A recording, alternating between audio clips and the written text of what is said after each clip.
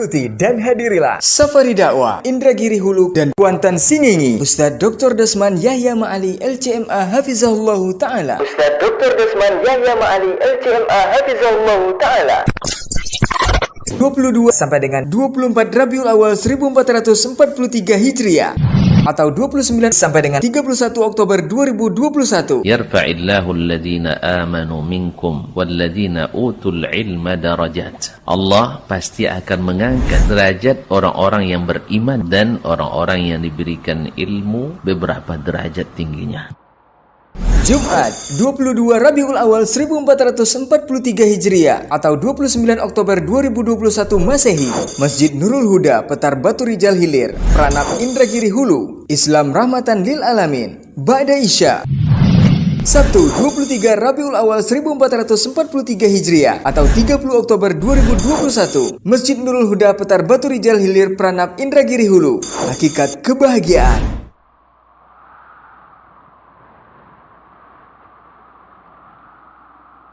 Dan Ba'da Maghrib, Masjid Ar-Rahmah Benai Kuantan Singingi, sebelum semuanya terlambat.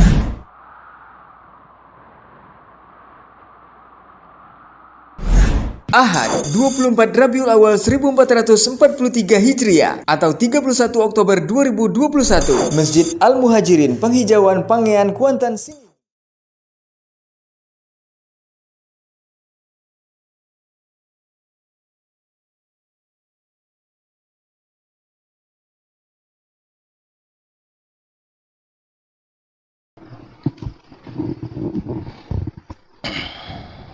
Bismillah. Assalamualaikum warahmatullahi wabarakatuh.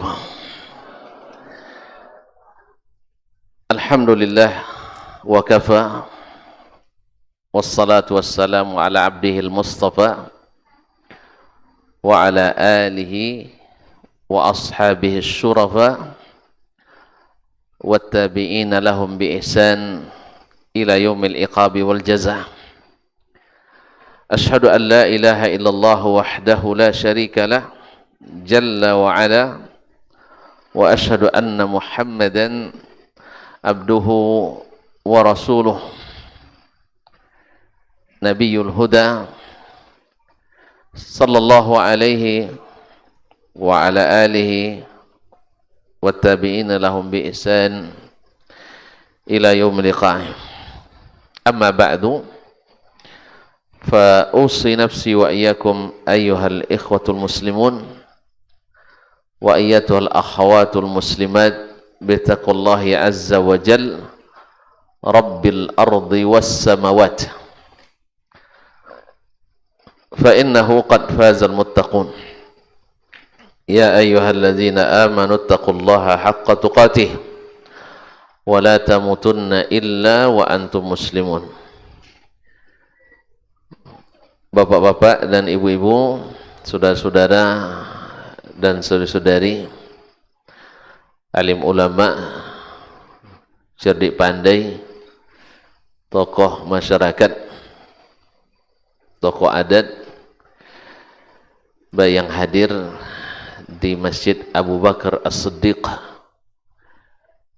Desa Lagos. Serasa di Nigeria saya. Bukan Lagos ya. Lagos. Logas. Oh, terbalik. Masya Allah. Mungkin orang sini ada ke Nigeria dulu. Nah. Desa Logas, Kabupaten Kuantan Singingi. Yang Masya Allah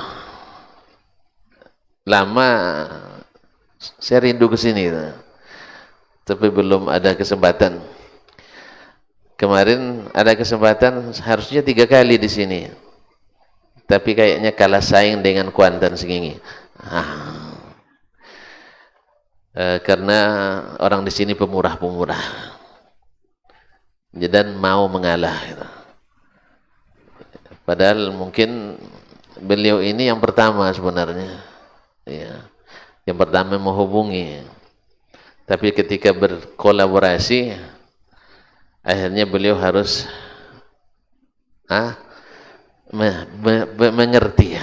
mengerti saudara-saudara yang lain. Oleh itu saya ucapkan terima kasih sebesar-besarnya kepada antum semua dan antunna semua.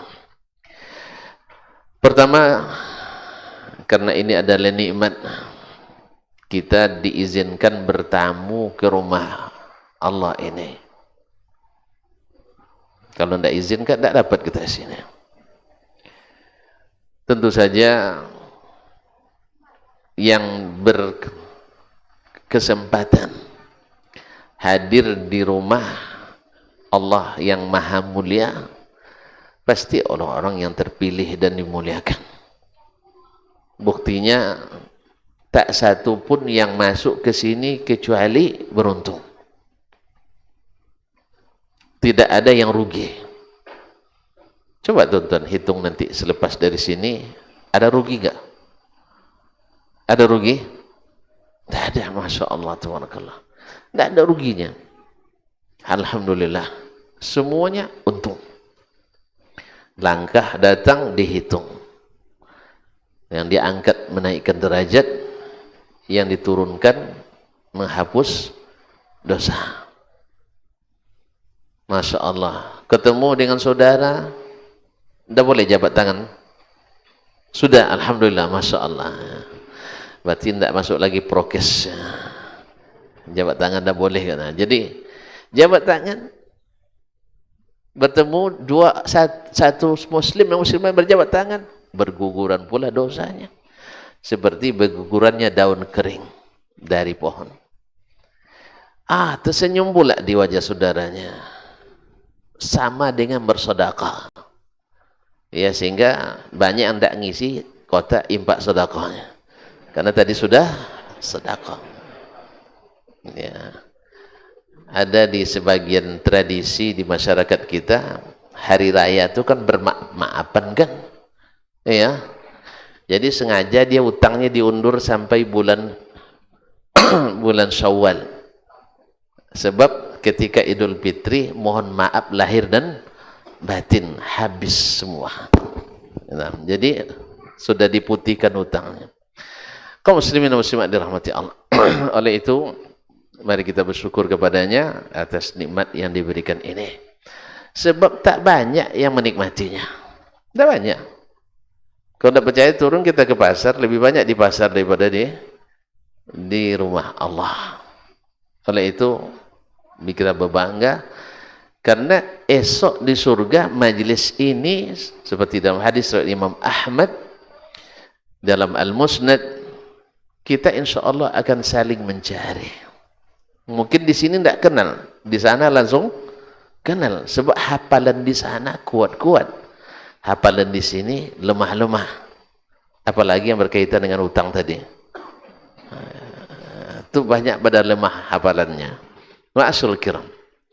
Oleh itu, sekali lagi kita bersyukur kepadanya dan kepada panitia, pengurus Masjid Abu Bakar Siddiq dan pondok pesantren ini.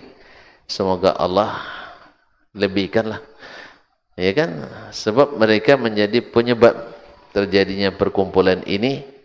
Mudah-mudahan semakin banyak yang hadir, semakin banyak mereka mendapatkan imbalan di dunia dan di akhirat. Insya Allah tak lama pesantren ini akan selesai dibangun, Ustaz ya. Iya kan? Kalau lambat nanti jangan biarkan sendiri dia. Tolong disokong dan dibantu. Ya. Jangan segan-segan. Jangan segan-segan. Ini pokoknya kan tidak enak juga kita lihat tidak selesai-selesainya. Kalau bisa selesai cepat nanti indah pemandangannya. Ya Ustaz. Kalau ada yang bantu kan Ustaz tidak marah kan? Alhamdulillah. Sekecil apapun, la tahqiranna minal ma'rufi syai'an. Jangan menganggap remeh sekalipun satupun kebaikan. Ittaqillah walau bisyiqqi tamrah. Bertakwalah kepada Allah walau hanya dengan sebelah kurma. Ma'asyarul kiram. Salawat dan salam kepada baginda Nabi alaihi salatu wassalam. Nabi alaihi salatu wassalam, jasanya kepada kita tak terhitung, kebaikannya tak terkira. Subhanallah.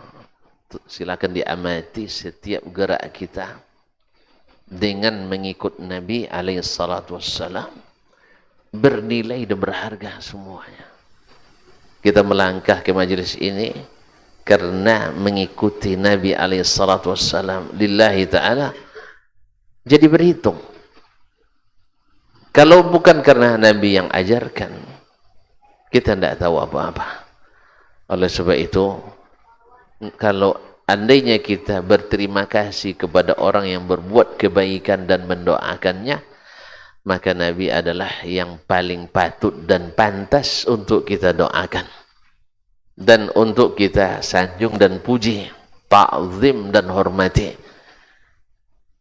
Dan marilah kita ucapkan salawat dan salam kepada Nabi. Allahumma salli ala nabiyyina wa habibina wa sayyidina Muhammad wa ala alihi wa sahbihi ajma'in. Ikhwan akhwati billah, kaum muslimin dan muslimat, semua kita sadar bahwa dunia hanya sementara. Semua kita sadar dunia hanya tidak sadar rupanya. Dunia hanya sementara. Dan semua kita sadar bahwa kita pasti akan meninggalkannya. Semuanya sadar. Dan kita juga sadar bahwa kita tidak memiliki timingnya. Kita tidak mengetahui kapan datangnya. Kita akan meninggalkannya dan kita tidak tahu kapan datangnya, dan selalu tiba-tiba. Karena kalau seandainya diberitahu pun, tuan-tuan dan puan, kalau diandainya kita beritahu pun, ya kalau dah dekat, tidak semangat juga hidup kan? Ya tak? Tidak semangat bekerja. Lebih baik tidak tahu, Ustaz. Coba antum diputuskan oleh dokter ahli, bapak umurnya tinggal 2 bulan katanya.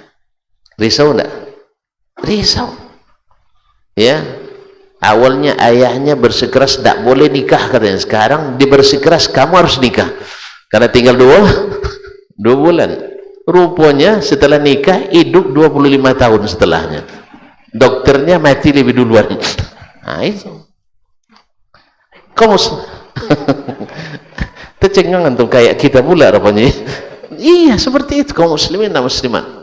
Tapi begitu, di saat kita tahu dia akan begitu cepat pergi, kita akan tidak semangat lagi untuk dunia ini. Orang-orang yang beragama okelah, yang tahu memanfaatkan waktu, tapi orang-orang yang tidak tahu agama dan alangkah banyaknya, mereka mungkin akan mempersikat lagi dengan cara yang tidak diridai oleh Allah Subhanahu wa taala. Ma'syarul kiram. Nah, walaupun dengan kesadaran itu dunia hanya sementara, ya, dan kain kapan kita tidak ada bersaku. Ada saku, kan tak boleh dijahit tuh. Tidak ada benda pun, satu benda pun yang akan kita bawa masuk. Ma'asyar kiram. Tetapi walaupun demikian, perlombaan kita di dunia tak pernah berhenti. Bahkan sampai membuat salah satu pihak mati gara-gara mempertahankan dunia yang hanya sementara tadi. Dan andainya ini yang berlaku pada kita, andainya perlombaan seperti ini untuk akhirat kita, maka keadaan mungkin akan menjadi sebaliknya. Padahal kita semua juga tahu bahwasanya Allah untuk rezeki duniawi dia jamin, sedangkan rezeki ukhrawi tergantung kita, dan dia mudahkan jalannya. Hajjaj ibn Yusuf, pernah dengar namanya? Orang baik? Oh enggak ya. Berarti antum kenal baik? Enggak juga, alhamdulillah. Dia ini memang jahat, tetapi walaupun dia punya kesadaran, tapi tetap jahat juga. Apa katanya?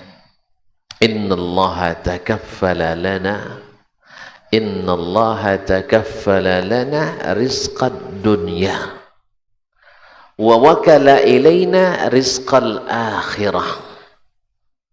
Ya laitahu takaffala lana rizqal akhirah wa wakala ilaina rizqad dunya. Sesungguhnya Allah tabaraka wa ta'ala menjamin rezeki dunia kita, menjamin rezeki dunia kita. Subhanallah. Dan menyerahkan kepada kita urusan rezeki akhirat kita. Ya, dunia kaum muslimin dan muslimat, ya, berusaha tak berusaha, antum ke rezekinya kalau masih hidup masih ada. Sebab usaha tidak menentukan hasil, tetapi kita disuruh untuk berusaha. Kalau bukan karena disuruh, saya tidak mau saya bekerja. Cuman karena Allah suruh kita bekerja, maka kita bekerja. Tapi keyakinan kita, bekerja tidak menentukan hasil. Diberitakan pernah Imam Asy-Syafi'i dan Imam Malik rahimahullah diskusi tentang masalah rezeki. Menurut Imam Malik harus diusahakan baru dapat. Menurut Imam Asy-Syafi'i, kalaupun tak diusahakan, kalau rezeki kita mesti dapat. Mesti dapat, atau sebaliknya. Lalu pergilah Imam Syafi'i rahimahullah membantu memetikkan anggur orang, dapat upah. Berarti setelah bekerja baru dapat rezeki. Lalu dibawanya ke tempat gurunya Imam Malik. Ya Aba Abdillah, silakan dimakan. Dimakan sama Imam Malik. Ya, nah kan ini buktinya. Saya baru dapat kurma, apa namanya? Anggur ini setelah saya berusaha. Kata Imam Malik, saya dapat tanpa berusaha.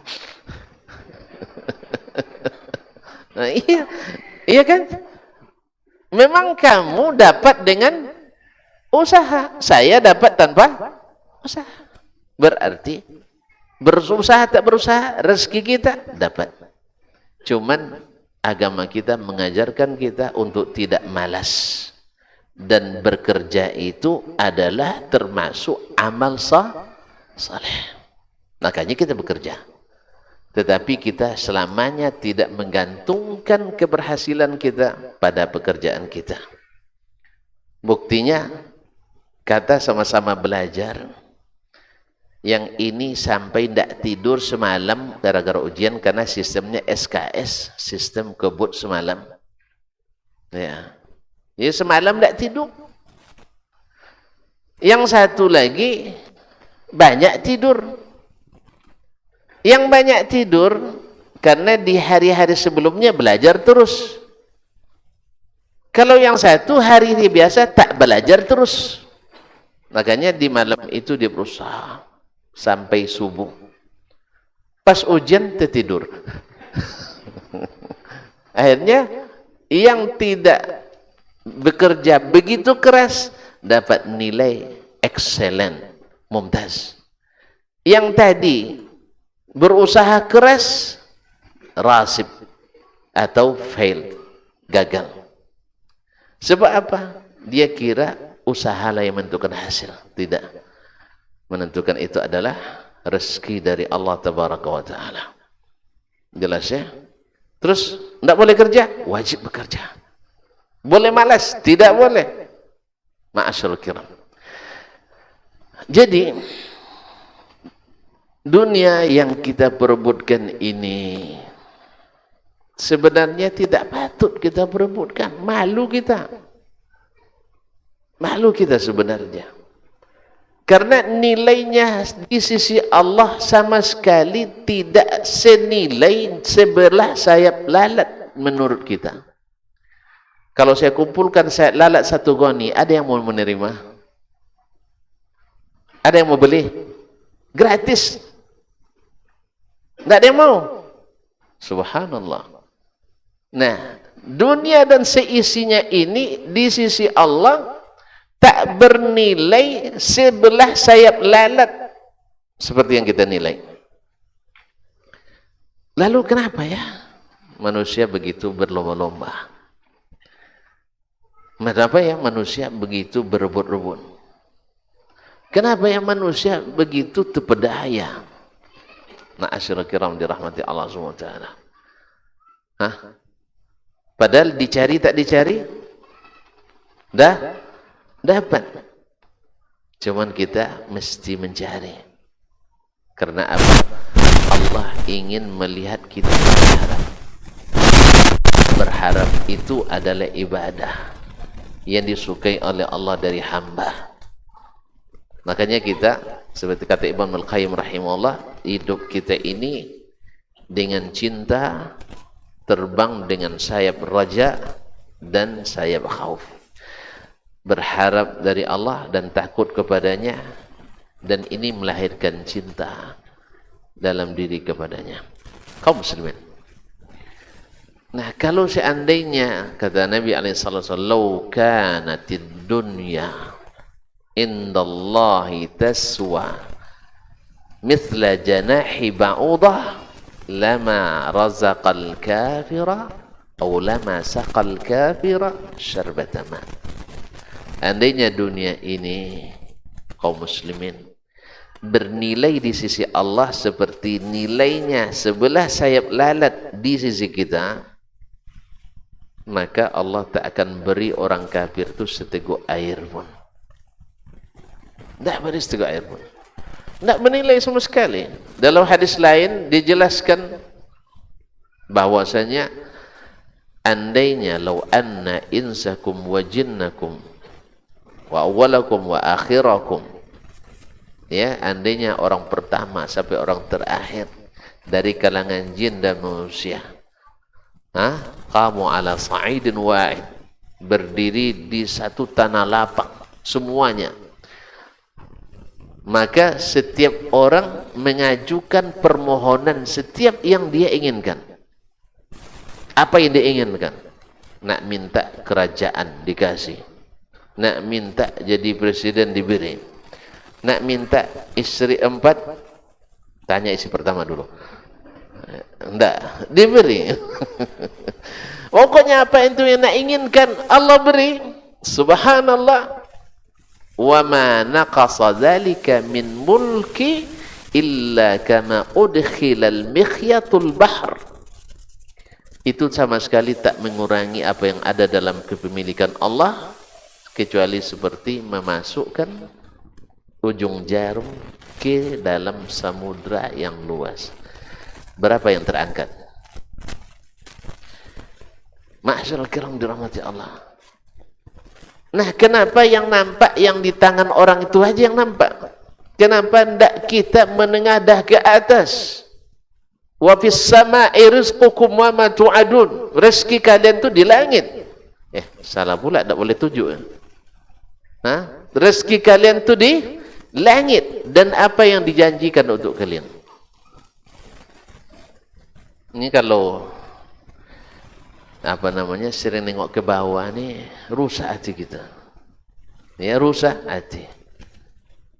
Orang kerjanya senang, duitnya banyak. Awak kerja berat, duitnya bukan sedikit, tidak ada. Ya. Kalau sedikit lumayan lah, ini enggak ada.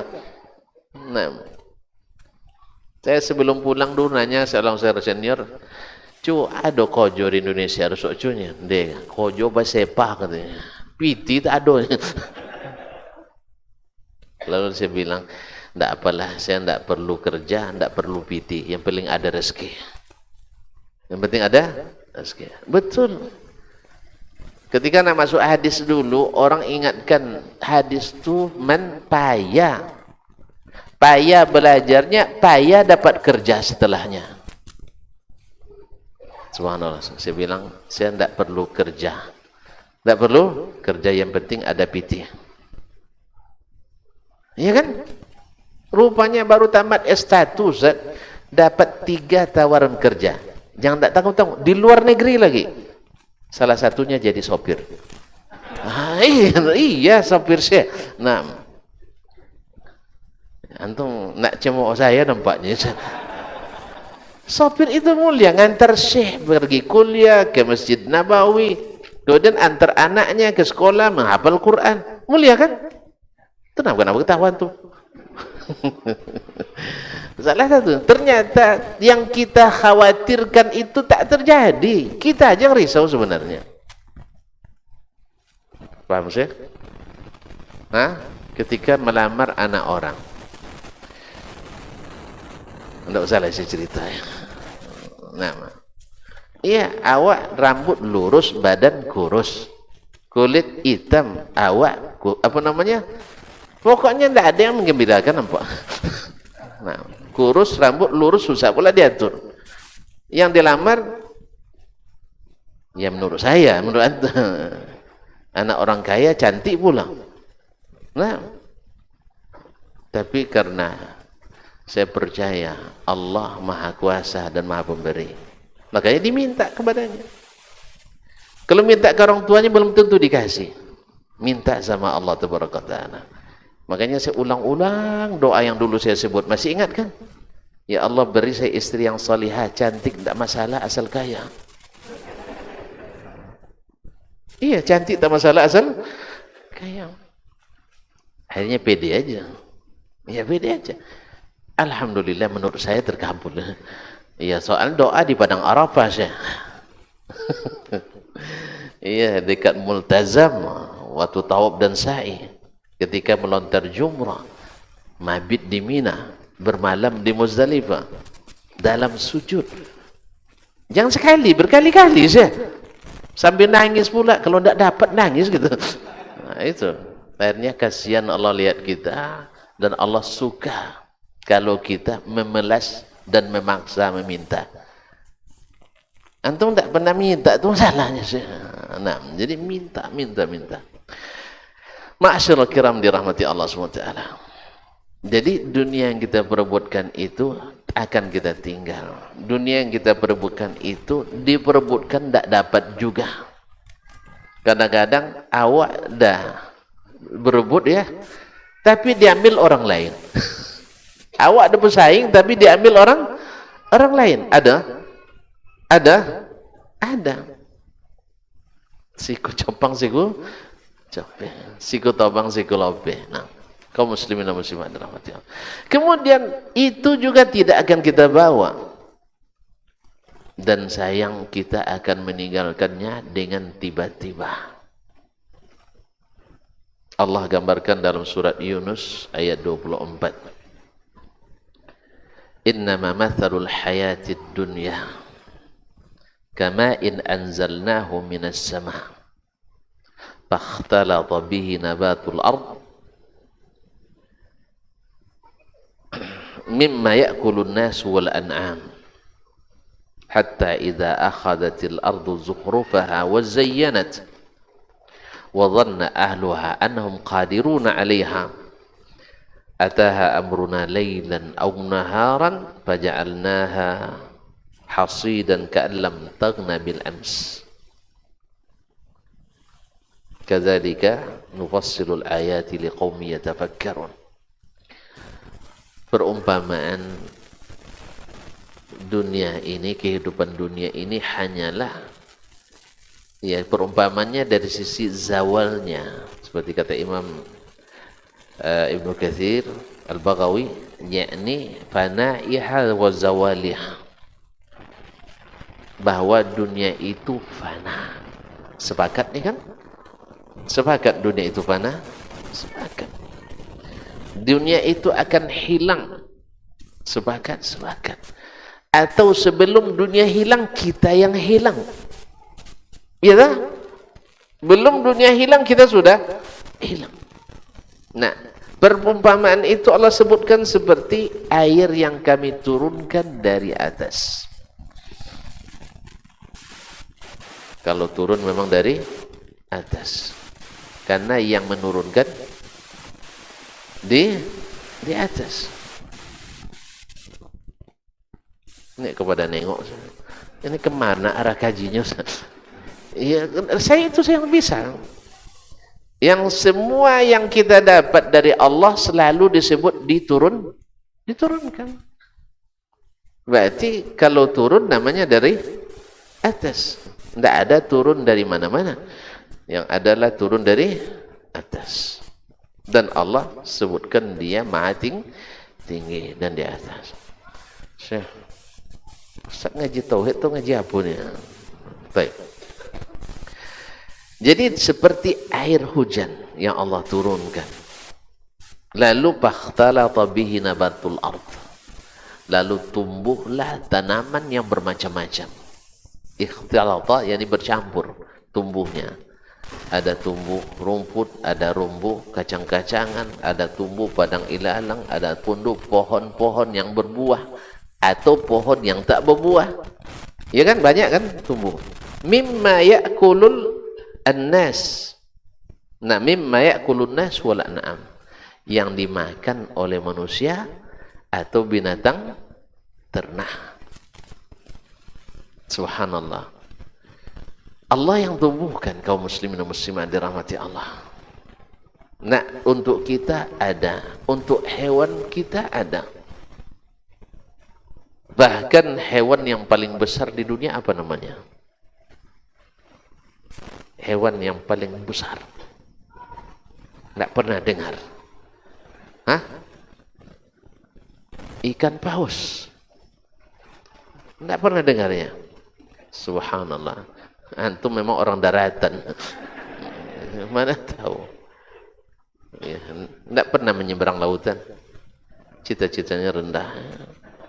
Kan kau yang bilang, Daud kan ku daki, lautan kan ku seberangi. Memang berani.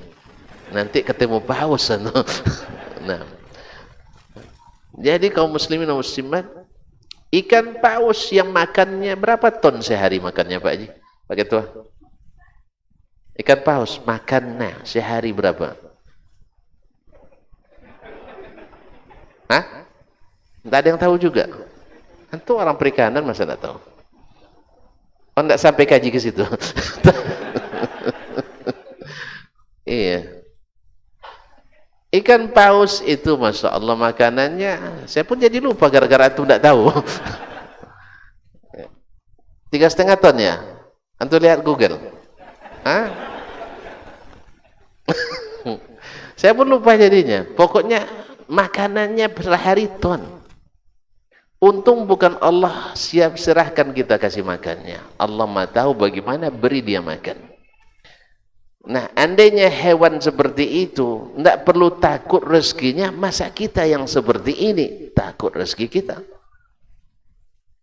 Ya Ustaz ya? Masa kalah sama Hajjaj bin Yusuf Ats-Tsaqafi tadi? Dunia ini Allah jamin, cuman akhirat tidak.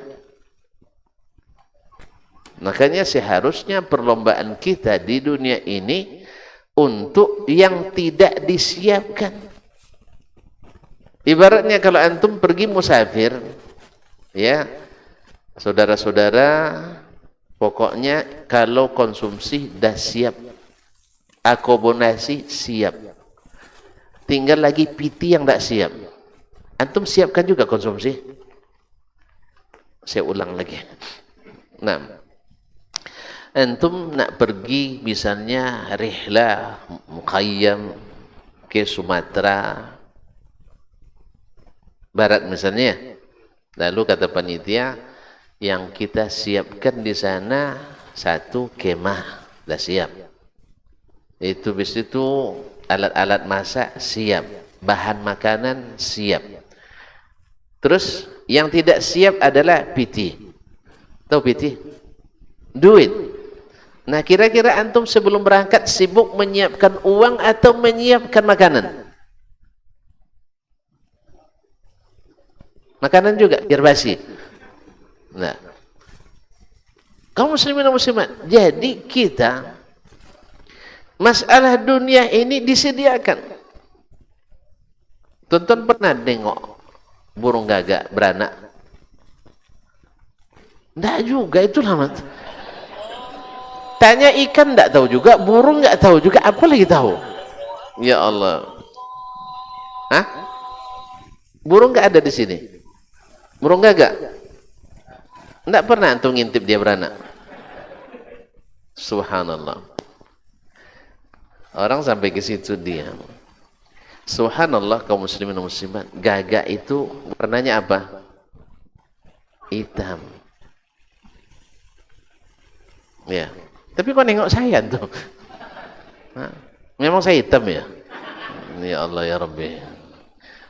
Ya antum tidak sendiri. Ada pemilih saya kemarin ketika saya gendong anak saya putih, saya kan hitam. Ini kok macam gagak bawa telur ini katanya. Antum sampai hati pula saya kayak gitu sama dia. Allah musta'an. Kaum muslimin. Jadi gagak itu beranak, tentu anaknya belum ada bulunya. Belum ada bulunya. Kan tidak ada bulunya. Jadi ibunya curiga. Jangan-jangan ini anak hasil selingkuh. Jadi tidak mau ngakui anak di awal-awal menetas itu. Tidak tahu rupanya antum ya. Hah? Coba nanti coba tengok. Nah, siapkan kameranya. Jadi tidak mau diakui anak. Akhirnya dia, tapi dia mengawasi dari kejauhan. Dia awasi terus. Nah, selama anaknya tadi belum tumbuh bulunya, siapa yang kasih makan? Hah? Allah ciptakan ada ulat yang suka sarang burung gagak. Dicarinya itu. Makanan favoritnya sarang burung gagak. Nah, anak gagak ini pun makanan favoritnya ulat ini. Masya Allah, tabarakallah. Subhanallah ya ahsanul khaliqin. Tidak pernah terbayang sama itu kan? Alhamdulillah. Paus yang sebesar itu tidak terbayang, apalagi ulat yang sekecil itu. Jadi makanan yang banyak itu Allah siapkan. Gimana caranya paus makan? Nah, ya. Tidak tahu juga. Tidak pernah. Tidak ada paus di Lagos, di Logas tidak ada paus. Ya apa boleh buat lah. Dia kan besar itu. Dia buka mulutnya lama sekali dia buka di permukaan air itu. Jadi ya sabar, namanya nunggu makanan kan, sabar. Dia lebih sabar dari kita. Jadi buka mulutnya, masuklah ikan-ikan, dikira mungkin kapal karam kan oleh ikan yang lain. Yang namanya ikan kan tidak panjang pikir dia. Yang penting bisa main, oke. Nah, akhirnya dapat main, masuk ke situ, keluar, panggil kawan-kawan, sini enak main katanya. Langsunglah rombongan ikan rame-rame situ. Udah terkumpul 2 ton, dia makan. Siapa yang lakukan? Allah. Jadi makanya tuan-tuan, mohon maaf ya, kalau presiden atau calon presiden, calon bupati, calon apa, calon lurah, masih kampanye ekonomi, bagi saya ketinggalan. Saya tidak percaya. Dia sendiri masih mengharap pada yang lain. Masa bisa mengatur rezeki kita?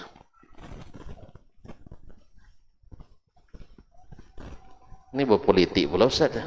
Bukan, saya tidak kampanye. Ini salah paham pula. Belum suksesi sekarang. Saya tidak mencalonkan wali desa juga, tidak. Di Kades. Apa sebab? Bukan untuk ini kita disuruh Allah ke sini. Tapi Allah suruh kita ngurus ibadah kita. Jelas? Dan buktinya memang sudah berapa banyak presiden peningkatan ekonomi, akhirnya ekonomi morat-marit terus. Yep. Utang kita tambah banyak atau tambah dikit? Saya ulang, utang kita tambah banyak tambah dikit? Alhamdulillah. Padahal semua calon akan merancang perbaikan ekonomi masyarakat. Saya kira kalau dengan ekonomi semuanya gagal. Dan harus kita maklumi, tidak perlu protes, tidak perlu demo. Antum sendiri yang salah. Kenapa tidak tunjukkan kepadanya? Pak, jangan urus ekonomi, urus iman kami. Jelas? Kalau seandainya kami beriman dan bertakwa, Allah bukakan keberkahan dari langit dan yang tumbuh dari bumi. Kalau sudah berkah, padang sahara yang tandus itu, bisa menjadi sumber-sumber pendapatan yang tak berbatas. Kemarin orang mulai meragukan cadangan minyak. Alhamdulillah Allah perlihatkan lagi cadangan emas yang katanya ditambang lebih dari 70 tahun tak habis. Mau? Makanya kita harus bentuk insan-insan yang beriman, yang bukan lagi ngurus perut, tapi adalah mengurus yang di atas itu. Karena ngurus perut itu tidak diurus pun, mohon maaf ya, tidak diurus pun, tadilah pandai mereka. Ya dibuka mulutnya kan, pandai dia. Allah yang atur semuanya, kaum muslimin dan muslimat. Jadi dunia ini saking tidak lamanya dan saking tidak berharganya, maka Allah SWT di akhirat nanti tak terima jadi penebus. Orang yang mati tak beriman, mereka ingin menebus kesalahan mereka itu dengan dunia dan seisinya. Tapi diterima? Tidak. Karena diterima pun mereka tidak punya dunia. Mereka numpang di dunia. Gimana nak menebus dengan dunia? Tapi begitulah Allah buat permisalan. Saking dunia ini tak berguna sama sekali. Makanya kalau kita berlomba untuk merebutkannya, kita termasuk orang-orang yang tidak berguna. Memperebutkan yang tidak berguna sama dengan tidak berguna. Jelas ya? Tapi kan kita perlu duit, Ustaz. Nak bangun pondok perlu duit. Kan siapa yang larang antum cari duit? Tidak ada yang larang antum cari duit. Yang dilarang adalah jangan sampai gara ngurus cari duit, antum lupa ngurus misi utama kita. Jelas? Kalau sudah jelas selesai kita? Belum? Azan dulu insya Allah kita selesaikan. Nah.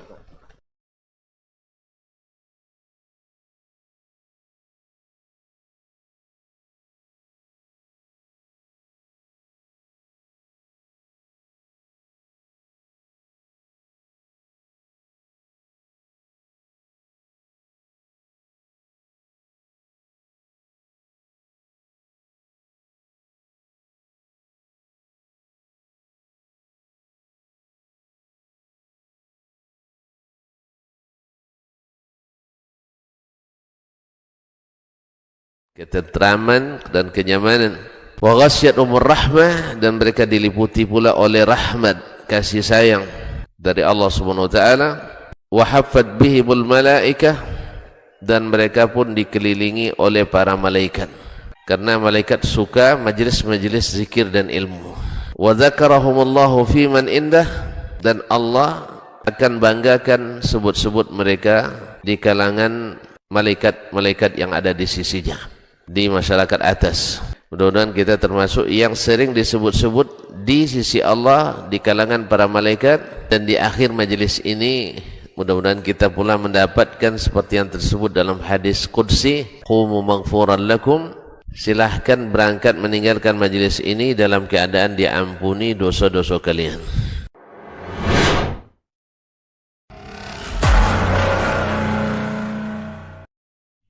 Ketahuilah bahwa ketika kita mengikuti sebuah majelis ilmu, itu sesungguhnya Allah sedang memberikan kepada kita sekian banyak fadilah dan keutamaannya.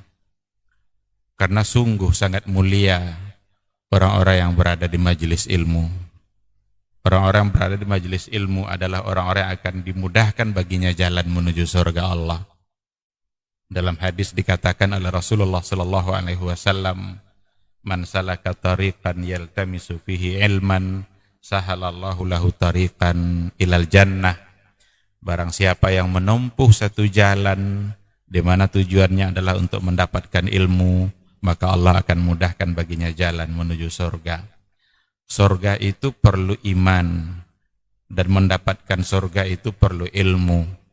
Maka di majelis ilmu lah kita bisa menumbuhkan iman kita, dan di majelis ilmu lah kita bisa mendapatkan ilmu pengetahuan. Maka sering-seringlah menghadiri majelis yang bisa menambah iman kita dan juga bisa menambah ilmu, agar surga Allah itu benar-benar semakin dekat dengan kita bersama.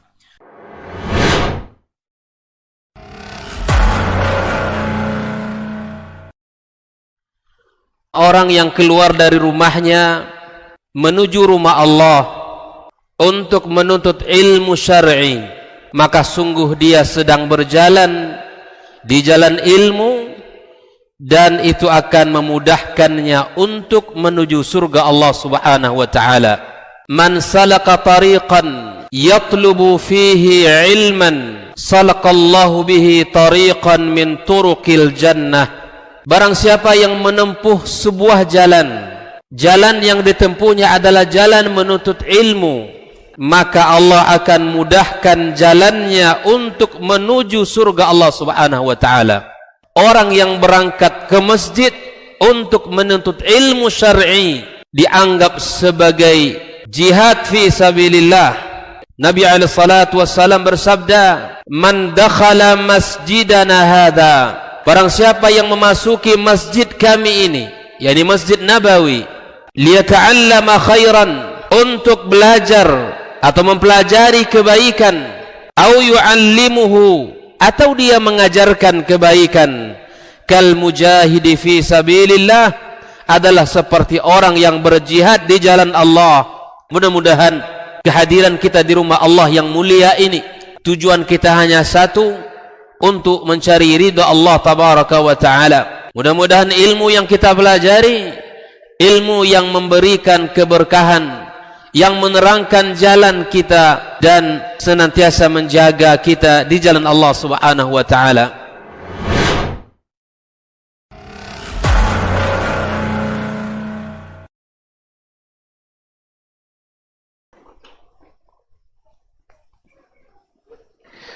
Ma'asyarul muslimin ma'asyarul muslimat dirahmati Allah SWT.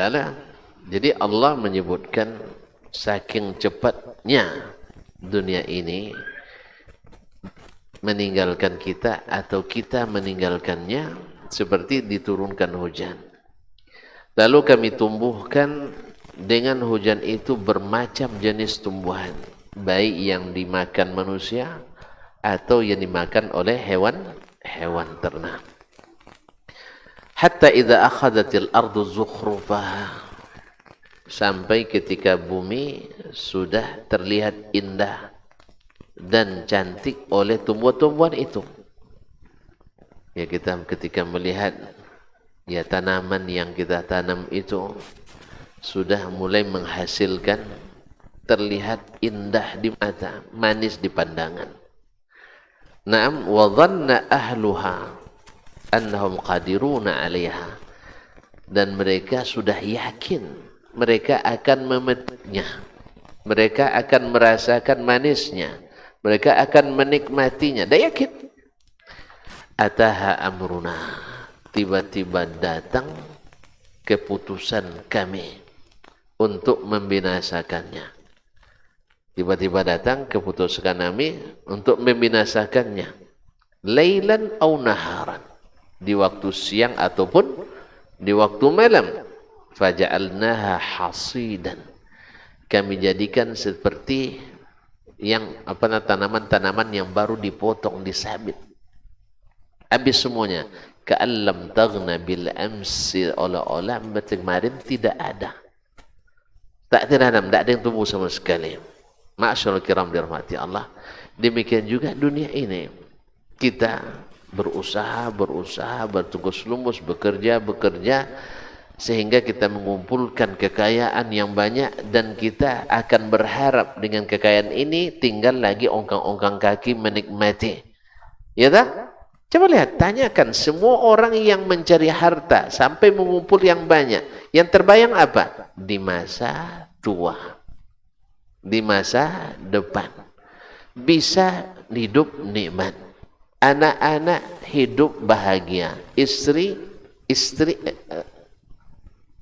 Istri saja, istri bisa bahagia. Dan di saat itu sudah di depan mata, tiba-tiba datang keputusan Allah. Anda meninggal dunia. Seolah-olah kita tak pernah ada. Sepekan, 2 pekan, 3 pekan, sebulan, 2 bulan, 3 bulan, habis iddah istri kita, lupa lagi. Ya kan kita merasa meninggal anak, Masya Allah, di saat meninggal meraung-raung. Ya tak? Itu besok dah mulai hilang.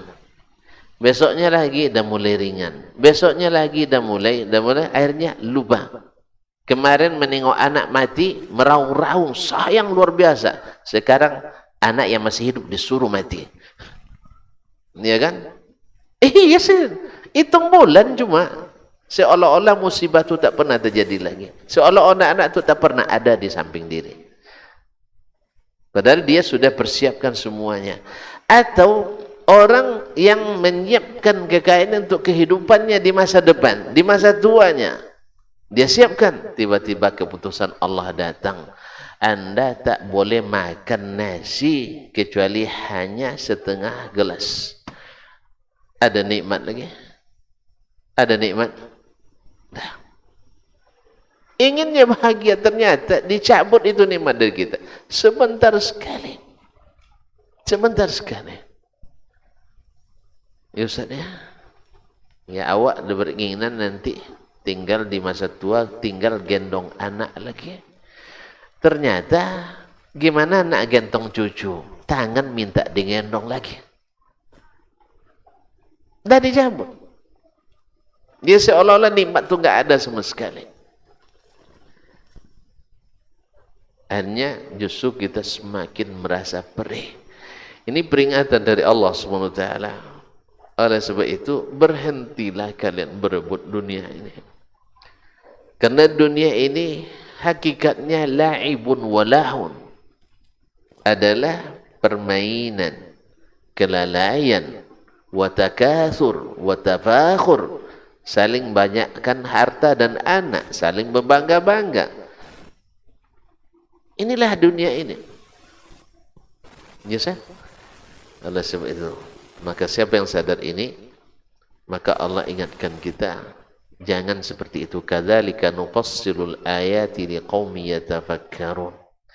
Seperti itulah kami memperincikan, menjelaskan dengan sejelas-jelasnya ayat-ayat kami bagi kaum yang mau berpikir. Ya, seperti itulah permasalahannya.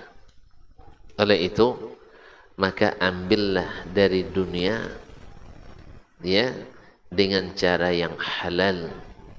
Ambillah dari dunia dengan cara yang sehat. Ambillah dari dunia dengan cara yang tidak melalaikan. Makanya kalau antum buat skedul kerja, misalnya besok itu kita akan apa namanya? Nyadap karet apa namanya? Motong kalau bahasa kaminya. Menaki. Menaki. Ya. Jangan menaki yang jadi daftar pertama. Daftar pertama kalau bisa buat salat tahajud dulu. Habis itu sampai subuh pergi ke masjid. Selesai subuh zikir. Habis itu baru duduk dulu sampai suruk. Dan selesai itu semua, dan selesai salat duha di awal waktunya, habis itu baru pergi ke daye. Tuh ke daye bagi motong kota. Bisa tak? Tidak bisa rupanya. Apa pasal? Sebab teori kita mengatakan getah itu kurang kalau sudah siang. Betul? Nah, karena itu dalam pikiran kita seperti itu, memang dikasih kurang sama Allah. Dikasih kurang. Karena kita sudah berprasangka Allah kasih kita kurang. Makanya Allah kasih kurang. Ana inna dhanni abdi bi. Coba antum, ya Allah, saya selesaikan dulu urusan denganmu, nanti baru saya ngurus urusan dengan yang lain. Masya Allah. Sebab apa? Urusan dengan Allah tak sia-sia, urusan kita bisa sia-sia. Ini terbalik. Masya Allah, kalau pergi ke motong, ya sebelum subuh dah berangkat. Tapi coba suruh untuk salat subuh, dah duha belum juga. Kan terbalik ni kaum muslimin. Apa itu? Sibuk bekerja, sibuk cari rezeki. Kan rezeki tak perlu dicari, datang sendiri. Rezeki datang, tak percaya tuan-tuan, rezeki datang sendiri. Kan tadi sudah contohnya. Ya, Imam Malik bilang rezeki mesti dicari. Betul? Tak dicari pun dapat. Imam Syafi'i bilang mesti dicari. Lalu dia buat contoh tadi. Nih, kalau saya tak kerja tak dapat. Kata Imam Malik, saya tanpa kerja dapat. Bismillah. Ya kan? Berapa banyak rezeki tak pernah kita bayangkan, Allah yang datangkan. Hah? Ustaz, Allah yang datangkan. Tidak pernah tuh dapat. Tidak pernah. Subhanallah. Caranya tingkat ketakwaan. Wa may yattaqillah yaj'al lahu makhraja wa yarzuqhu min haitsu la yahtasib. Imam Asy-Syafi'i setiap hari Idul Fitri itu tamunya banyak. Muridnya aja kan banyak kan. Jadi selalu nyiapkan makanan untuk Idul Fitri. Malam hari raya, larut malam, tiba-tiba ada yang gedor pintunya. Dibuka pintu, datang orang yang dalam keadaan galau gitu. Kenapa? Istri saya malam ini melahirkan, tapi tak ada uang untuk biaya persalinan. Kata Imam Syafi'i, berapa perlu? Perlu sekitar 30 dirham. Berapa duit itu? 30 dirham. Tidak tahu ya. 50.000 kali 30. 1.500.000 lah ya. 1.500.000 bisa untuk jamu orang hari raya. Bisa ya. Alhamdulillah. Nah, beli korma, beli ini kan. Akhirnya Imam Syafi'i keluarkan dompetnya, ternyata juga 30 dirham. Akhirnya dia buka, kasihkan semuanya. Setelah orang itu pergi, biasanya ibu-ibu kan suka nanya kan, siapa tuh bang? Ada orang istri yang melahirkan malam ini, minta bantuan. Abang kasih? Iya. Terus makan besok gimana? Ya. Kata Imam Syafi'i, Allah yang mata tahu. Allahu alam. Nah, Allahu alam. Subhanallah, di malam-malam tiba-tiba datang lagi yang gedor pintu. Kalau awak curiga, jangan yang pergi mas kedua pula. Nah, tapi Imam Syafi'i tidak risau. Dia buka lagi pintu. Dia tanya. Karena malam hari kan, tanya dulu, jangan langsung buka. Man bil bab? Man at-tariq? Siapa yang nokok pintu? Katanya, man ta'rifuhu iza ra'aita. Kalau kau dah lihat, kau tahu siapa orangnya. Subhanallah. Ini dibuka oleh Imam Syafi'i rahimahullah. Subhanallah, ternyata gubernur Makkah yang datang sendiri ke rumahnya. Lah, antum kalau datang Pak Gubernur ke rumah, terkejut enggak? Hah? Antum risau, apa kesalahan saya ini? Dia bilang, laula ba'asta, kenapa enggak ada utusan disuruh datang? Apa kata beliau? Saya malam ini mimpi didatangi oleh baginda Nabi sallallahu alaihi wasallam. Apa katanya? Izhabis sa'ah ila Syafi'i wa atihi rizqahu 30 dirhaman. Sekarang juga kau pergi ke rumah Imam Syafi'i. Sebab berikan dia uang 30 dirham. Saya kira itu mimpi bunga tidur itu. Nah, yakni ahdatul istilahnya? Ahlam. Nah, mimpi-mimpi bunga tidur aja. Saya tidur lagi, datang lagi. Ya karena ngantuk urusan umat yang begitu banyak, akhirnya saya abaikan lagi. Datang lagi ketiga kali Nabi alaihissalam dalam mimpi. Hanya dia yakin karena Nabi kalau terlihat dalam mimpi benar terlihat sesuai sifatnya, betul-betul kita melihat Nabi dalam mimpi. Tetapi kadang kan banyak klaim jumpa Nabi dalam mimpi. Siapa yang bisa mendeteksi? Makanya kejujuran di sini harus diuji. Kalau pembohong, ya enggak percaya kita. Kan banyak orang kadang mendongeng kan, sering mendongeng. Gimana kita nak percaya? Dia biasa mendongeng. Kalau ilmu hadis berdusta sekali, namanya muttaham bil kazib. Berdusta atas nama Nabi kazab. Nah, jadi 3 kali datang, akhirnya ini tidak main-main lagi. Akhirnya saya datang sekarang, ini ambil uangmu 30 dirham. Lalu dia tanya, ada apa kok sampai Nabi yang datang malam ini? Nah gitu kan? Ada apa? Karena apa namanya, pemimpin atau amirnya waktu itu dari Ahlul Bait. Dari Ahlul Bait Banil Abbas, dan Imam Syafi'i juga dari Ahlul Bait, dari Banil Muttalib. Jadi tolong sampaikan. Subhanallah, kaum muslimin dan muslimat dirahmati Allah. Inilah yang menginspirasi Imam Asy-Syafi'i yang mengubah sebuah asyairnya dengan judul Tawakkul, yaitu kalau hafal antum sekali baca ada hadiahnya itu. Nah, dari Ustaz. Nah, tawakkaltu fi rizqi 'ala Allah khaliqi wa ayqantu anna Allah la syakka raziqi.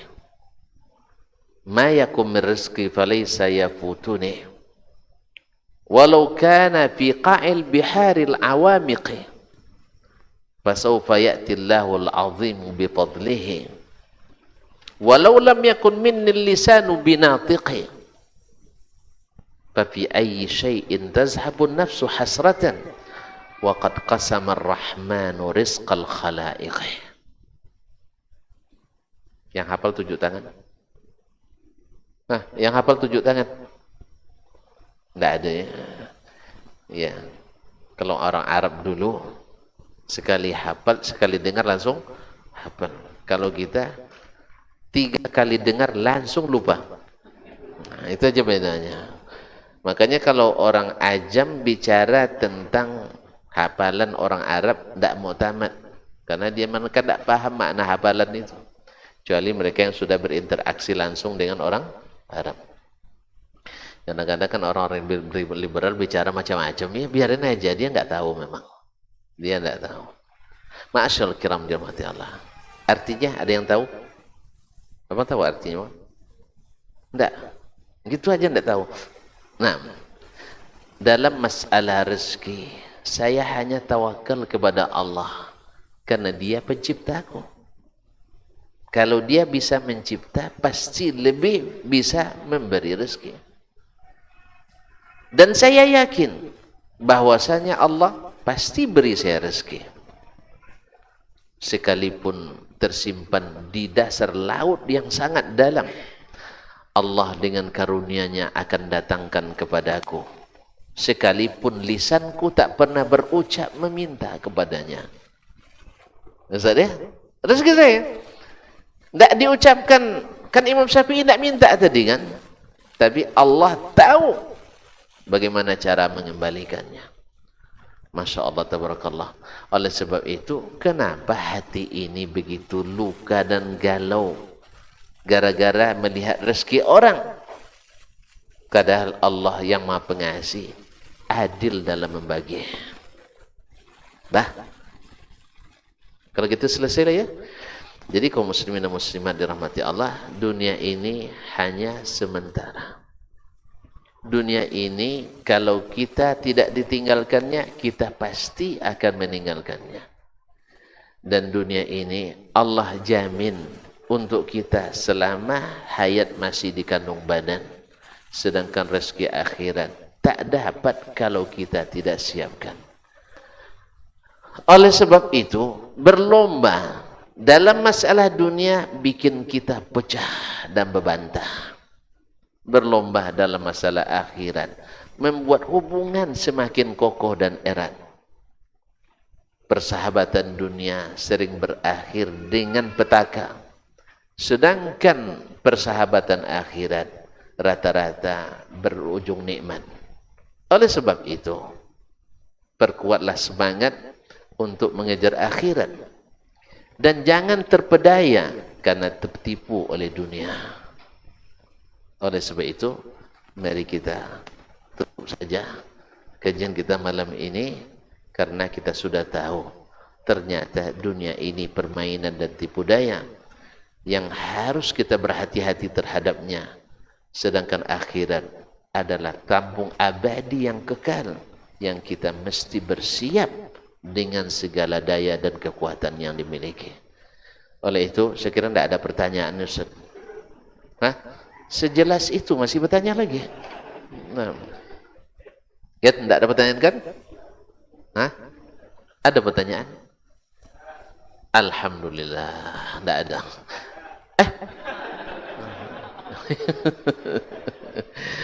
Baik, silakan. Jangan. Nah. Waalaikumsalam warahmatullahi wabarakatuh.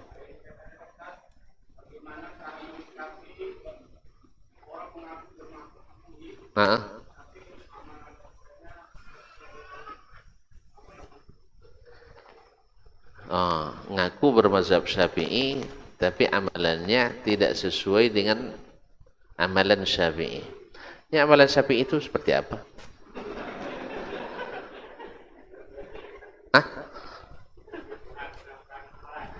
Makanya ikhwani fillah, Imam Asy-Syafi'i ala ra'si wal 'ain. Di atas kepala kita, di atas mata kita, kata orang Arab. Membana bu sabali juga palonya, kata orang Minang kan. Ya. Kalau sudah Imam Syafi'i, luar biasa. Kita tidak bisa disandingkan Imam Syafi'i rahimahullah.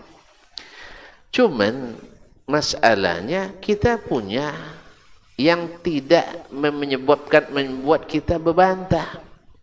Kalau kita Syafi'i kita tonjolkan, nanti datang yang lain, saya Hambali saya tonjolkan katanya. Ya tak? Sekarang datang pula Hanafi. Dah, kampung kami Hanafi yang hebat. Syafi'i tidak ada apa-apanya. Keluar pula hadis palsu nanti.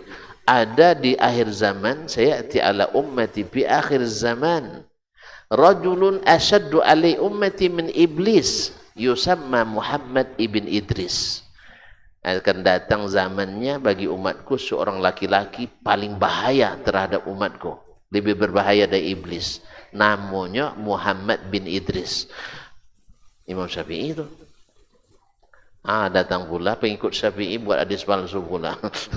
Ya, sayati ala ummati zaman fihi rajulun asyaddu ala ummati minasyaitan. Yuqalu lahu An-Nu'man. Abu Hanifah dan Nu'man. Akan datang zamannya laki-laki bahaya, lebih bahaya dari syaitan terhadap umat saya. Namanya adalah Abu Hanifah dan Nu'man. Ini berbantah orang gara-gara itu. Banyak masalah. Oleh sebab itu, tidak usahlah ngaku mazhab Syafi'i, ngaku saja mengikut Nabi SAW. Soal antum nak bermazhab Syafi'i, masih muskilah. Antum nak berzab Hanafi, tidak ada masalah. Tapi kita berkumpul di atas sunnah Nabi SAW. Kan tidak ada sulitnya. Nah, soalnya dia beramal dengan mazhab Syafi'i, kalau dia melihat dalilnya kuat di situ, dia tetap. Karena ada dalilnya. Tapi kalau yang ditonjolkan Syafi'inya, nanti kita terbiasa hingga meninggalkan Nabi SAW tanpa terasa. Dan tidak mungkin mengumpulkan, menyatukan umat kecuali di atas sunnah Nabi SAW. Tidak mungkin.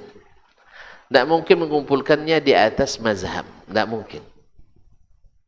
Tapi kalau di atas sunnah pasti. Karena Nabi yang arahkan kita seperti itu.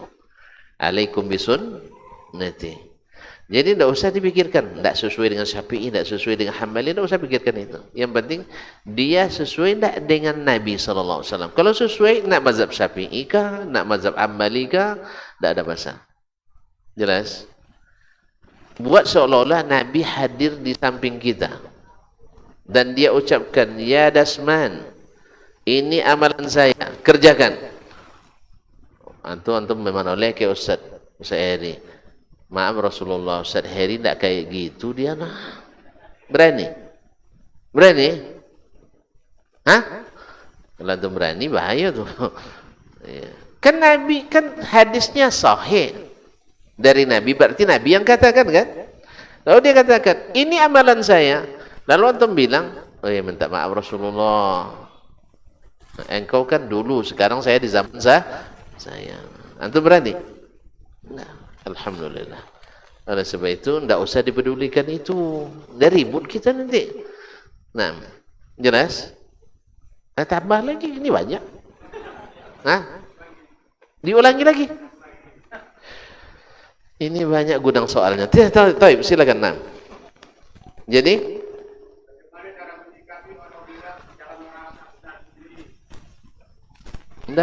bilang aja kami tidak benar sedih, benar bersama. Kan udah gitu aja kok repot. Maaf Pak, saya tidak merasa benar sendiri. Kami benar-benar bersama-sama. Bapak mau ikut? Silakan. Tapi kalau Bapak tidak mau ikut benar, urusan Bapak. Hah? Gimana? Masa ada orang yang tak merasa benar? Mustahil orang tak merasa benar. Justru dia ngiritik kita karena dia merasa dia yang benar. Masa orang lain tidak boleh merasa benar, antum tidak merasa benar juga. Oleh sebab itu, Pak, kita sama-sama merasa benar. Tidak saya sendiri. Buktinya Bapak nyalain saya. Iya kan? Oleh sebab itu, tidak apa-apa. Makanya antum jangan baperan. Disalahkan, diam aja. Siap disalahkan. Tapi saya tidak merasa salah. Sebab saya punya ilmu dalam masalah itu. Sebagaimana juga saya tidak merasa kecil antum salahkan. Antum juga jangan merasa kecil saya salahkan. Ini tidak. Asal disalahkan merasa dihina. Antum karena salah sekian berarti antum lebih hebat dari saya. Bukan, saya tidak pernah mengatakan itu. Ketika kita menyalahkan misalnya pendapat satu imam, berarti kita lebih hebat dari imam. Demi Allah tidak. Antum aja yang menafsirkan itu. Masa antum lebih hebat tafsirnya dari saya sendiri?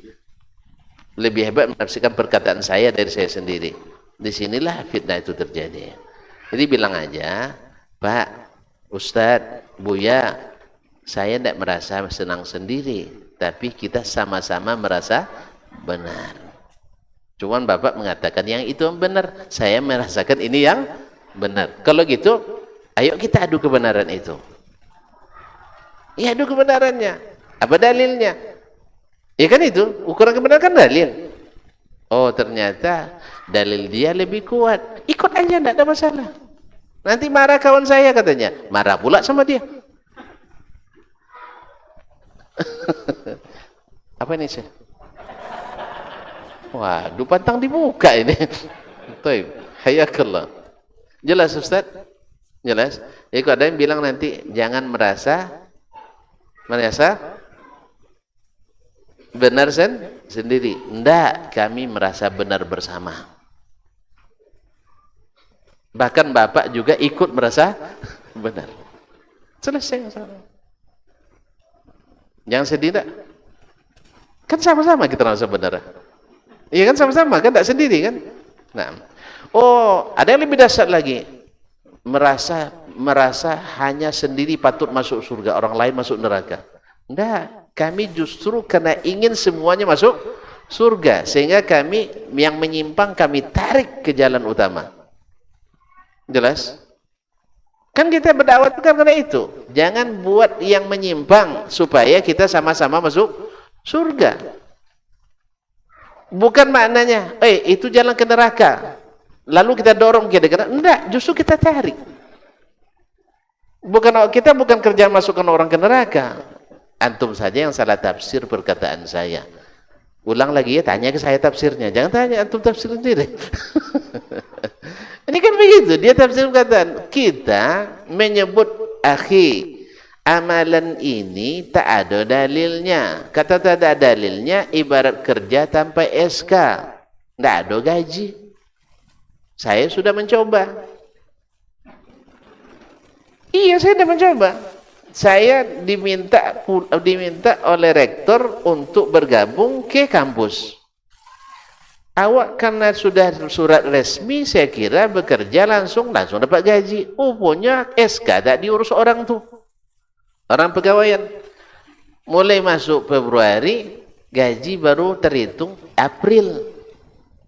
Padahal awak orang belum sampai ke kampus, awak dah sampai sebelum subuh.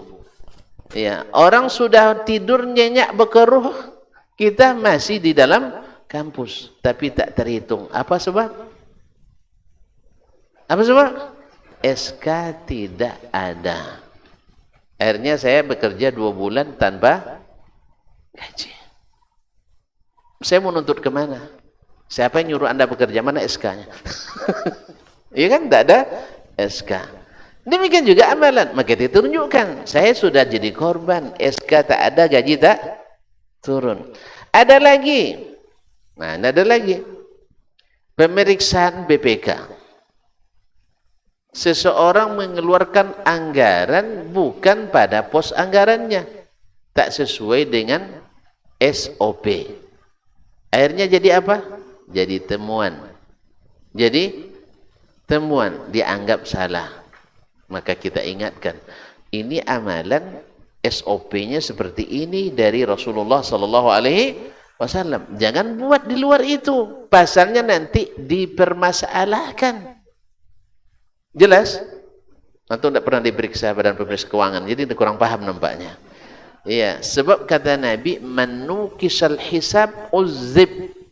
Siapa yang hisabnya bermasalah, siap-siap disiksa, diazab. Antum mau? Mau? Maka perjelas mata anggarannya supaya cair anggaran tersebut. Kalau tidak cair nanti, walaupun antum buat bukti fisik satu tronton, tidak sesuai tupoksi, tidak sesuai SOP, gaji juga tidak keluar. Jelas? Maka kita ingatkan itu. Ini panjang gara-gara antum jadinya. Nah. Jadi kita bukan memasukkan orang ke neraka, salah paham itu. Kita menarik orang yang potensi masuk neraka supaya jangan masuk. Kita tarik, ini jalur utama. Kalau mereka misalnya, kawan-kawan kita, kan saudara kita semuanya. Iya kan? Orang muslim kan? Saudara kan? Kalau mereka merasa kita dirada di jalan menuju neraka, harusnya juga mereka bersikap yang sama. Jalan kamu salah, ayo ke sini, ini yang benar. Kalau sudah begini, sama-sama ikhlas, insya Allah sama-sama kita ucapkan jazakallahu khairan, sudah tunjukkan. Ini enggak. Awak nunjukkan, Mas, itu salah tuh Mas. Kamu ngerti apa? Nah, gitu kan? Nah, itu masalahnya. Pantang disalahkan. Padahal suka bikin yang salah. Astagfirullahaladzim. Ma'asyarul kiram dirahmati Allah. Ini pertanyaan tertulis. Ini direncanakan. Ya. Ini perlu diapresiasi, ini yang seperti ini. Diketik rapi, tapi tak ada tanda tangan. Nah, jadi surat kaleng. Iya, tidak ada nama, tak ada tanda tangan. Tapi kita lihat isinya. Kalau mencurigakan, kita laporkan. Rasulullah SAW berpuasa di hari Senin untuk memperingati hari kelahirannya. Ini betul-betul surat kaleng. Dan jika saya lahir di hari Rabu, bolehkah saya berpuasa di setiap hari Rabu untuk memperingati hari kelahiran saya? Sebagaimana berdasarkan dengan dalil di atas.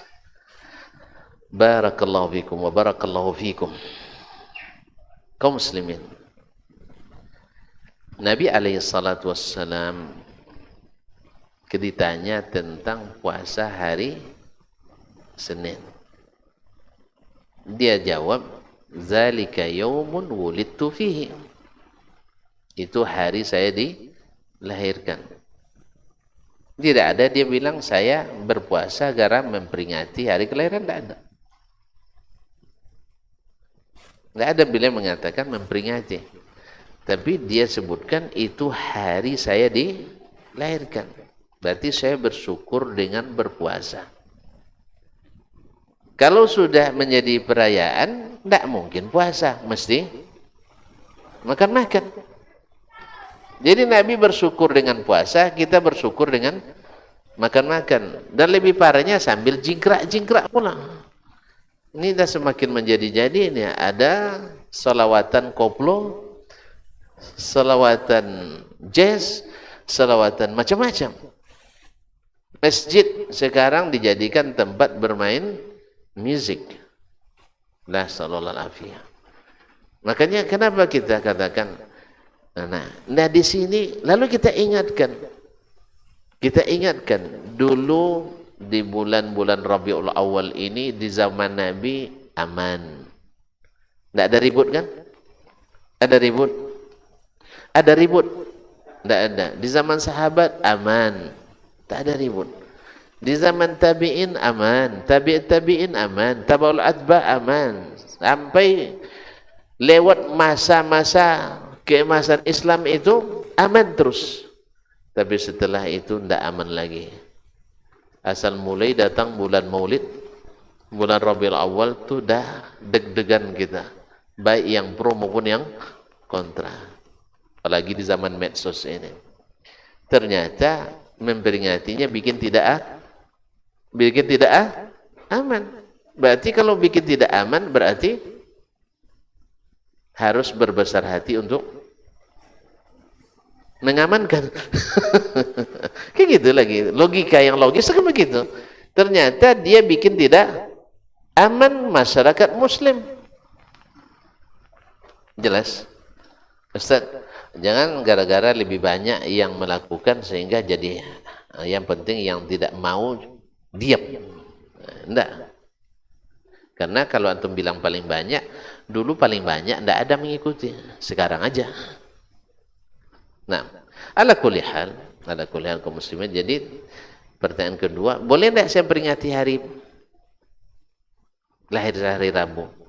Kita tidak lah. Karena yang bertanya bukan ahli syariat. Bukan orang yang berhak membuat syariat. Paham tak? Nabi puasa Senin atas keinginannya kah atau atas wahyu dari Allah? Hah? Wahyu. Syariat. Kalau antum buat puasa khusus hari Rabu, syariat atau bukan? Ya tidak. Maka tidak boleh antum buat puasa dalam rangka memperingati hari lahirnya. Untunglah saya lahir hari Senin. Antum lahir hari Senin, selamat saya. Nah, alhamdulillah. Makanya besok minta lahir hari Senin. Bismillahirrahmanirrahim. Ustaz, silakan. Misalnya ada sebuah toko elektronik yang mengadakan promo setiap pembelian kulkas atau mesin cuci akan mendapat hadiah, tapi sifatnya diundi. Jadi ada 5 nomor, dari 5 nomor tersebut 4 nomor ada hadiah dan 1 kosong. Masih ada? 6. Jadi ada kemungkinan konsumen tersebut dapat hadiah, ada kemungkinan juga zong, gak dapat hadiah. Bagaimana hukumnya Ustaz? Barakallahu fikum. Ini kalau murni dari pengeluaran perusahaan, tidak menambah harga dan tidak ada unsur gharar di dalamnya, insya Allah boleh dilakukan. Nah, boleh dilakukan. Tapi kalau sempat ini dengan cara menaikkan harga, berarti merugikan konsumen. Merugikan konsumen. Dan ya seolah-olah ada unsur taruhannya, biarlah mahal dikit yang penting dapat hadiah. Akhirnya tidak dapat hadiah. Ini mirip-mirip dengan taruhan. Oleh sebab itu kalau murni hanya untuk mengapresiasi konsumen tanpa menambah harga, insya Allah mudah-mudahan tidak haram.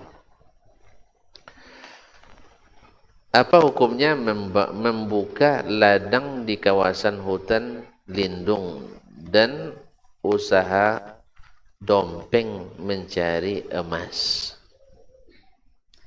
Antum tanya hukum syar'inya atau hukum positifnya?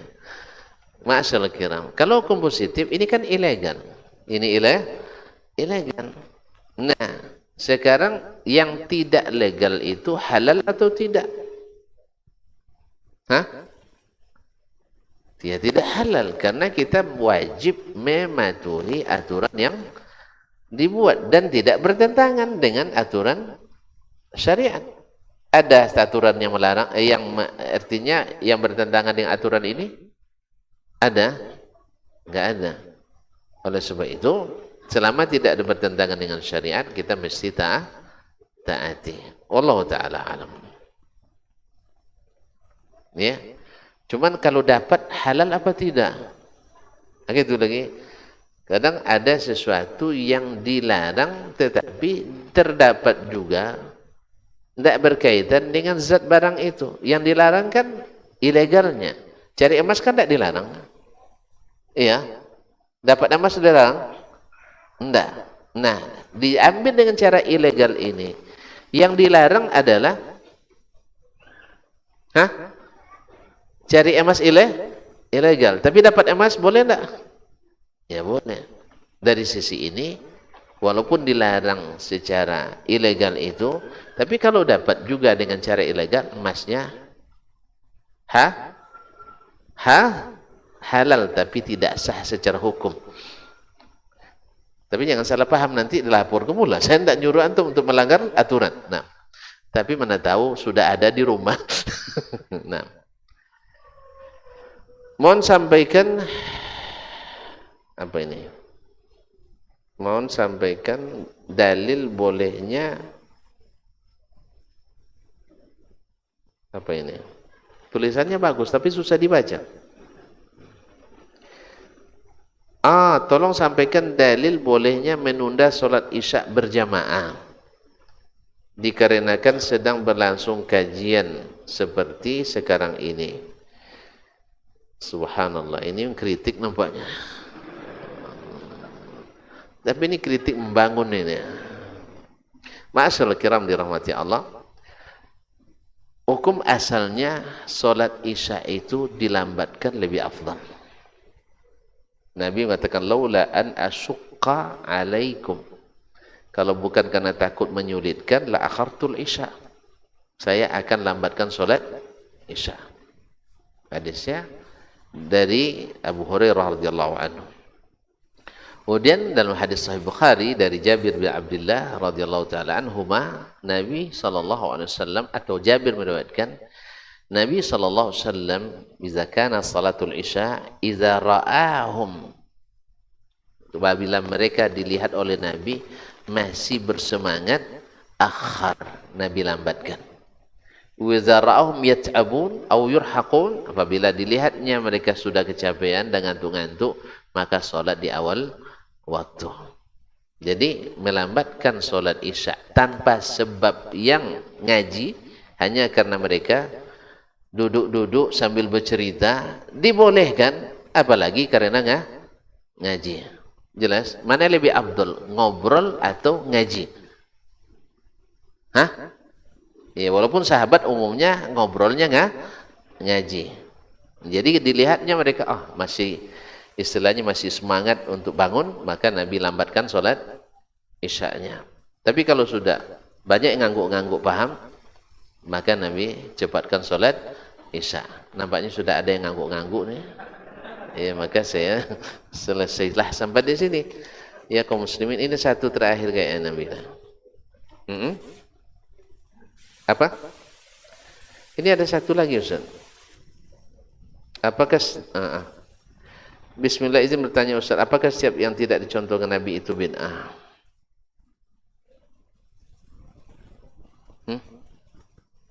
Setiap yang tidak dicontohkan Nabi itu bid'ah. Apa makna yang dicontohkan dulu? Kalau makna dicontohkan itu maksudnya dikatakan Nabi, dibuat Nabi, dan dibolehkan Nabi, maka yang di luar itu memang bid'ah. Tapi kalau maksud dicontohkan mesti dibuat oleh Nabi, tak, walaupun dia katakan tidak. Kan ada yang dikatakan nah dia tidak buat misalnya kan. Apa contohnya? Tidak ada contohnya. Ada contohnya enggak? Nabi katakan tapi tidak dia buat. Kok pada nengok semua? Bilang aja nggak tahu, kasih tahu. Contohnya Nabi katakan tapi tidak dia buat, banyak. Di antaranya law istu ila qadimin la asumanna tasu'a.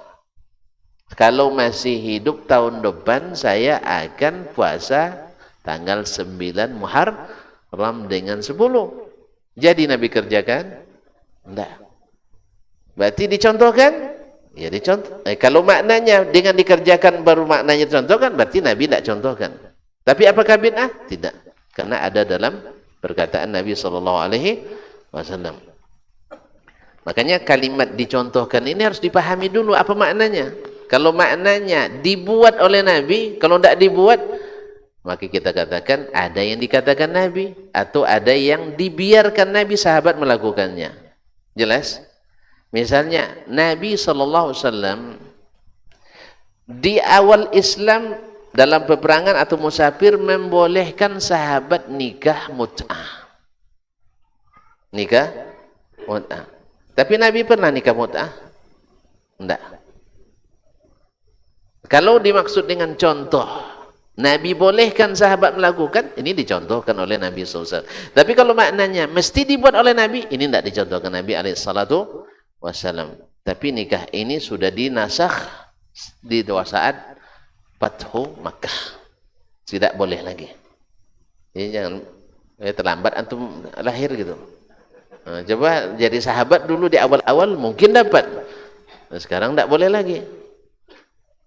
Sabarlah Syekh. Besok di akhirat antum nak berapa boleh. Nah, sabar, jangan yang derang. Kalau itu maksudnya, iya.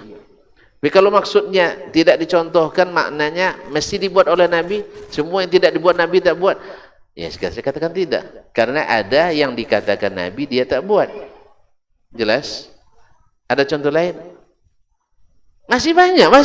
Nah, misalnya Nabi alaihi salatu wassalam, beliau ketika hajinya haji apa waktu itu? Haji qiran. Lalu dia bilang, "Lau istaqbaltu mastadbartu min amri la ja'altuha umrah. La masuktul hadiyah." Andainya saya masih bisa kembali melaksanakan apa yang sudah dilaksanakan ini, mengulangnya, maka akan saya umrah dulu baru haji. Berarti tamattu. Tapi jadi dia lakukan? Tidak. Sebab setelah haji wada, beliau meninggal di bulan Rabiul Awal tanggal 12. Berarti haji tamattu sunnah Nabi atau tidak? Kalau maksudnya Nabi buat baru dimaknai dengan dicontohkan, berarti itu iya. Tetapi kalau makna dicontohkan masuk di dalamnya, Nabi izinkan, Nabi rencanakan, Nabi ini dan sebagainya, maka itu tidak bid'ah. Jelas? Ini yang bertanya, bahasanya ini bahasa memancing ini, bahasa ranjau. Nah, sebab nanti akan lahir, apakah semua yang tidak dibuat Nabi mesti kita tinggalkan? Ya enggaklah. Nah, seperti mengirim pahala bacaan Al-Quranul Karim. Mengirim pahala bacaan Al-Quranul Karim. Kirimnya kemana ini? Makkah, Madinah? Tidak jelas, kirim kemana?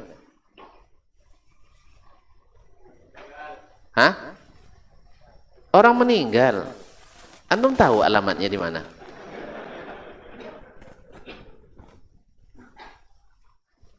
Tahu alamatnya. Kemudian nitip sama siapa? Tahu. Yang ketiga, antum tahu enggak? Kalau yang antum hadiahkan pahala kan? Tahu enggak? Antum dapat pahala atau tidak? Tahu dapat pahala atau enggak? Kayaknya banyak yang enggak ikhlas kayaknya. Kalau enggak ikhlas enggak dapat. Apalagi kalau niatnya hanya untuk dapat hidangan, mana dapat pahala? Iya kan? Apa yang mau dihadiahkan? Kan niatnya dapat nasi apa? Nasi berkat. Kaum muslimin. Oleh itu kaum muslimin dan muslimat dirahmati Allah. Nah, itu bahasa candaan itu ya. Tapi serius ini. Nah, alamatnya di mana? Kemudian antum nitip sama siapa? Kemudian antum pasti enggak antum berpahala? Kemudian berapa persen yang dikirim, berapa yang ditinggal? Atau semuanya? Jelas? Nah, sekarang kita kaji. Al-Quranul Karim sudah ada di zaman Nabi? Sudah. Orang mati sudah ada zaman Nabi? Sudah. Bahwasanya orang mati membutuhkan amalan-amalan tambahan sudah ada atau belum? Tidak paham pertanyaan. Kalau tidak paham tanya cuman nak jawab. Orang mati membutuhkan doa sudah ada zaman Nabi? Nah, bu paham. Memerlukan kiriman-kiriman sudah ada zaman Nabi? Sudah. Mereka butuh. Karena Allah yang katakan siapa yang meninggal dia ingin balik lagi, nak bersedekah, nak beramal saleh.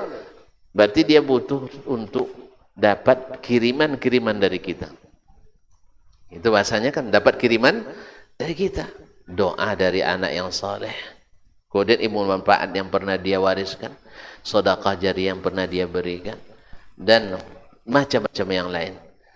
Nah, ternyata dari kebutuhan itu tidak masuk dalam anggaran yang ditentukan mengirimkan bacaan Al-Quranul Karim.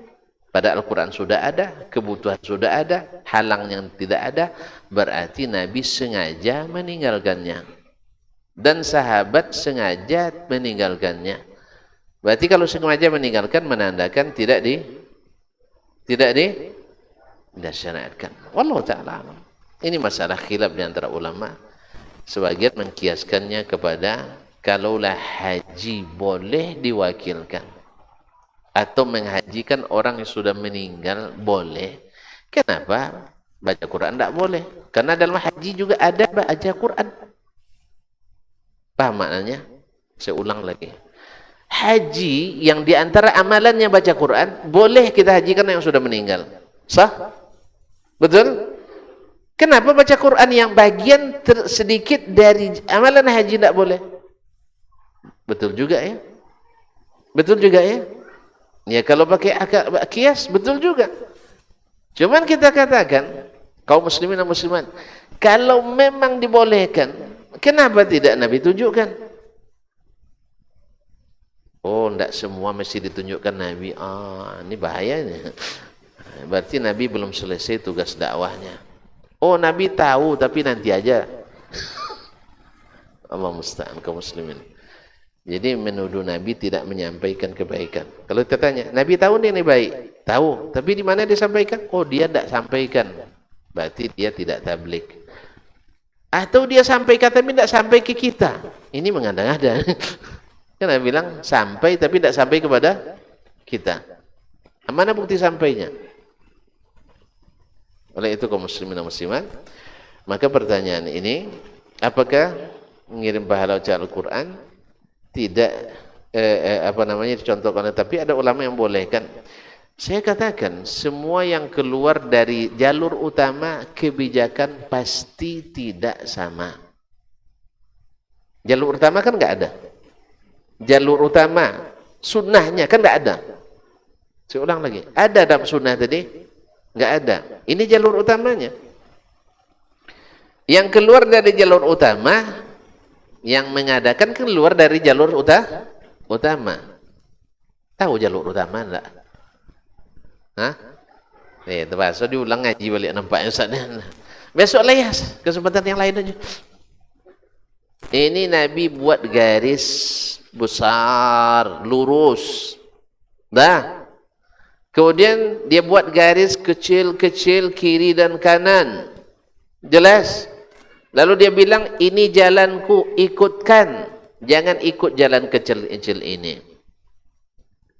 Nah, jalan Nabi dah jelas. Tidak ada baca Quran yang dihadiahkan. Baik dari perkataan beliau, perbuatan beliau, atau persetujuan beliau. Enggak ada.